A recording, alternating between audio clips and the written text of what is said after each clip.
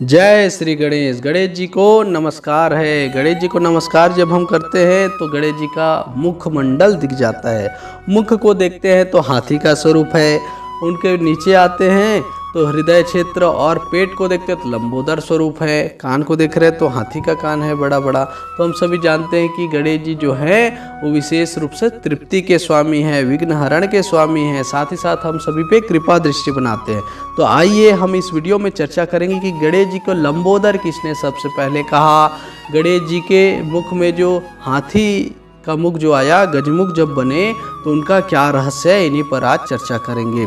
सबसे पहले ब्रह्म पुराण में बताया गया है कि गणेश जी जब छोटे थे तो अपनी माता का स्तन पीते थे, यानी दूध जब पी रहे थे, तो गणेश जी के हाव भाव को देख करके शिव जी को लगा कि गणेश जी सभी दूध को पी लेना चाहते हैं और अपने भाई कार्तिकेय को नहीं देना चाहते हैं। तो उनके इस व्यवहार को देख करके, उनके इस भाव को देख करके शिव जी खुश होकर के विनोद रूप में कहते हैं कि हे विघ्नराज, तुम बहुत दूध पीते हो, इसलिए तुम लंबोदर हो जाओगे। यानी उनके पेट जो है वो लंबोदर हो जाएगा, बढ़ जाएगा। ऐसा कहकर उन्होंने श्री गणेश जी का नाम उसी दिन लंबोदर रखा। यह ब्रह्म पुराण में बताया गया है। महर्षि व्यास ने भी लंबोदर और विशालाक्ष रूप में श्री गणेश जी की स्तुति की है। लंबोदरम विशालाक्षम वंदे हम गणनायकम, पद्म पुराण में इसका वर्णन है। अब बोले कि गणेश जी का जो सिर है क्यों किसी श्राप के कारण छिन्न भिन्न हुआ क्या? तो बोले हाँ, भगवान शिव को कश्यप मुनि का श्राप था, जिसके कारण भगवान शंकर के पुत्र गणेश जी को ऐसा प्रभाव मिला कि उनका सिर छिन्न भिन्न हुआ। शास्त्रों पुराणों में प्रमाण है कि परमात्मा कृष्ण अपने अंश से स्वयं पार्वती के पुत्र हुए, फिर उनका मस्तक छेदन कैसे हुआ, इसका यह कथा है, उसको जरूर सुने। एक बार शिव जी ने त्रिशूल से सूर्य को मारा। ये सूर्य माली सुमाली राक्षसों को मार रहे थे।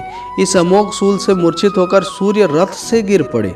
इस पर कश्यप ने अपने पुत्र को, जो ऊपर आंख किए हुए मृत के समान थे, सूर्य मृत समान थे, तो उन्हें गोद में लिया और ब्रह्म तेज से रो करके कष्ट में आकर के शिव जी को श्राप दे दिया। जिस प्रकार तुमने मेरे पुत्र को वक्ष स्थल से छिन्न भिन्न किया, उसी प्रकार तुम्हारे पुत्र का सिर भी छिन्न भिन्न हो जाएगा। गणेश के सिरोच्छेदन के पीछे यही रहस्य था। ब्रह्म वैवर्त पुराण के गणेश खंड में ऐसा वर्णन आता है।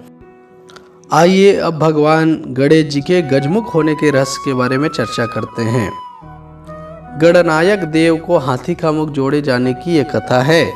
श्री नारायण जी ने बताया कि देवराज इंद्र ने पुष्पभद्रा नदी की यात्रा की, और उस समय वे महालक्ष्मी और मत से इतने उन्मत्त, इतने ज़्यादा घमंड में आ गए कि मेरे पास सब है।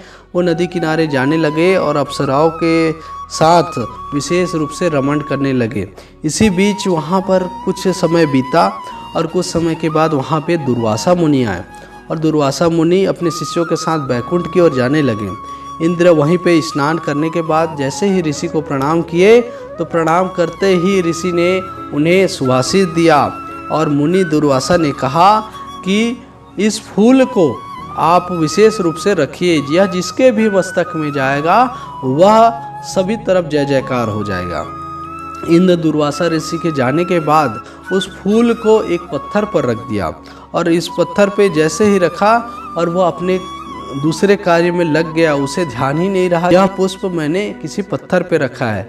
लेकिन असल में वह पत्थर पे नहीं रखा था, एक सोए हुए हाथी के पास में उनके मस्तक पे उस फूल को उसने रख दिया था। धीरे धीरे धीरे हाथी का समूह बढ़ने लगा, और जब भगवान शिव जी ने गजराज का मुख को लाने को कहा, तो इसी गजराज के मुख में जिस पर फूल रखा हुआ था, उन्हें श्री का फल मिला हुआ था, यानी सब तरफ जय जयकार का फल मिला था। इसलिए जैसे ही उनके मस्तक को काटा गया तो उसकी आज पूजा होती है। आज भी गणेश जी के मुख की विशेष पूजा होती है।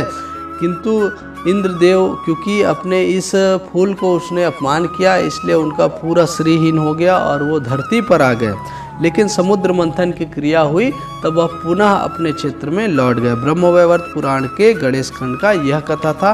आप सभी को यह पूरा वीडियो कैसा लगा मुझे अवश्य बताएं। साथ ही साथ अगर कुछ मन में सवाल होंगे, कुछ भी आपको लगता है कि भगवान जी से जुड़े कृपा मुझे चाहिए, कुछ नियम को चाहिए, तो आप अवश्य उसे करें। साथ ही साथ ओम गंग गणपतिये नमः इस शुभ मंत्र का जप जरूर करें और इसका जप अधिक न हो तो 108 बार जरूर करें।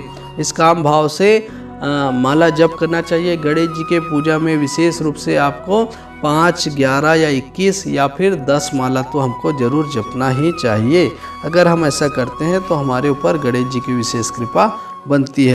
तो मित्रों, वीडियो कैसा लगा आप सभी मुझे अवश्य बताएं। साथ ही साथ उमासुतम शोक विनाश कारकम नमामि विघ्नेश्वर पाद पंकजम गणेश जी के चरणों को प्रणाम करते हुए वीडियो को मैं यहीं पे विराम देता हूँ। नमस्कार, राम राम, जय सिया राम।